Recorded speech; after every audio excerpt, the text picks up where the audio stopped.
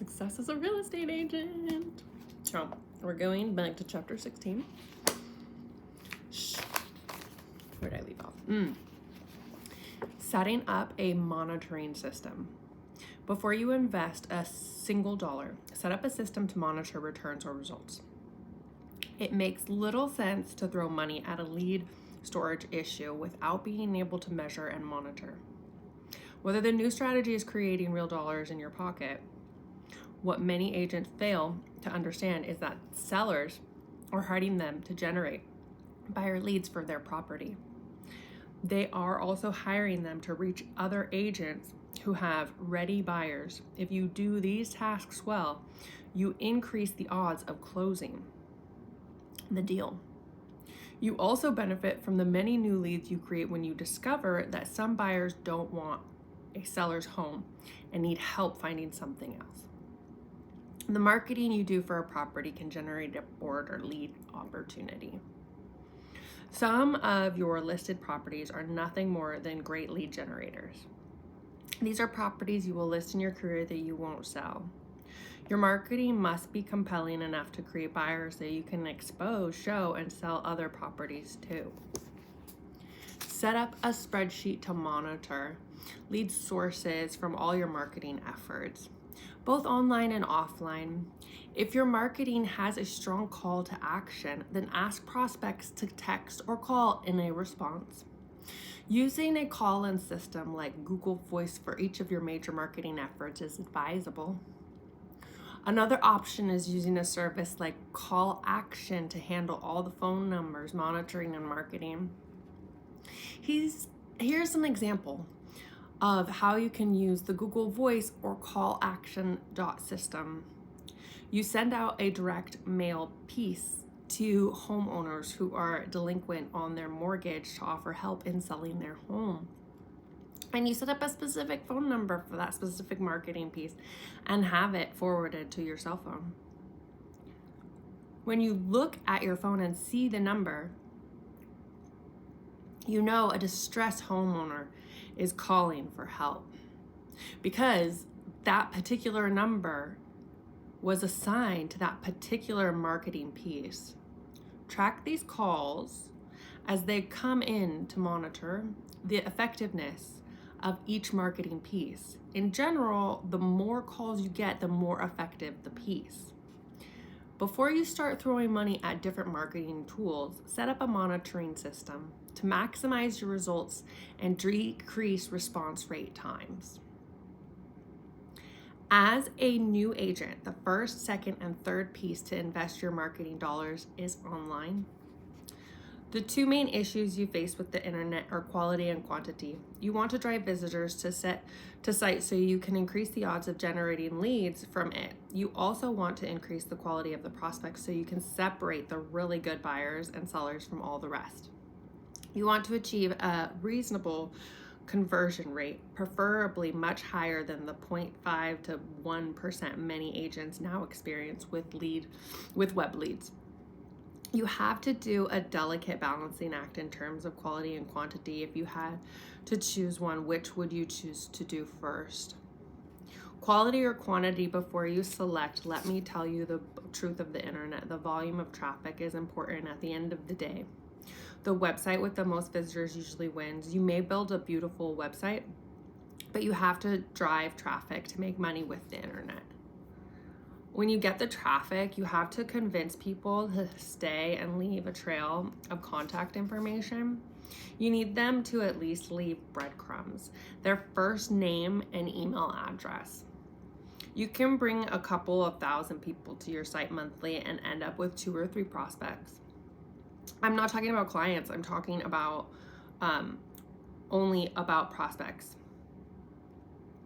You now have to do the work of moving them to the loyalty ladder to become a client by converting them from web visitors to buyers or sellers. You can do this by offering a free report, a market trends report, best values list, a newsletter, or something that a potential buyer or seller deems valuable enough to give you at least their first name and email address. See the latter section, Converting and Investing to Action. For more details or tracking prospects, the object is to move the visitors to prospects, prospects to clients, and clients to refer sources. This conversation chart illustrates how prospects can turn into referral sources. The more complete the contact information you can get people to leave, the higher the probability you can move them up to the client stage. More information increases the opportunity to move more to a fundamental sales channel of send. You have to find the balance of getting significant information without pushing your bounce rate too high. A bounce happens when the online consumers bounces off your landing home because you have asked for too much information. You want to zero in on landing page bounces and partial form bounces. A partial form bounces when they start to fill out your landing page form and then abandon it midstream, such as when they put in their name and email address and realize you're also asking for their phone number, so they bounce. Getting prospects to relieve their complete contact information when they make their inquiries is paramount. For example, too many internet leads come in without phone numbers. Getting a prospect's phone number enables you to text them or call them back, which raises the conversation ratio substantially. Additionally, you have that 90-day window of opportunity for future phone contact within the confines of National Do Not Call Registry. Choosing internet strategies that work. The first step to finding an internet strategy that works for you is to establish which strategies you have at your disposal. At the moment, I believe agents have a few viable strategies, which I discuss in this section. I also make note of using persuasive strategies via the internet. With any strategy, you need to monitor and measure the results. This helps you discover which strategies are most effective and which need more work. Refer to the Setting Up a Monitoring System section earlier in this chapter. Company websites. An easy way to make your presence known on the internet is through your real estate company's website. It can be the most cost-effective option as well. Most companies set up basic agent web pages within their site, so make sure you keep yours current. If a prospect comes to the company website, clicks on your tab, and sees just a blank tablet, you lose credibility. You can have a website and running within days or even minutes for the cost of a new diner. And it gives you all kinds of data about your visitors. Basic requirements for this type of site are as professional looking your company logo, professional photos of agents, bios of agents, and several means of contact for the visitor. The main purpose for this type of website is to make it easy to reach you. Visitors to this site likely be people who have your marketing pieces and want to contact you. Lead generation websites. One of the biggest problems with the activities agents finds themselves involving and forgetting why they're doing them. If I only one choice for what a website would do for me, it would be to generate leads.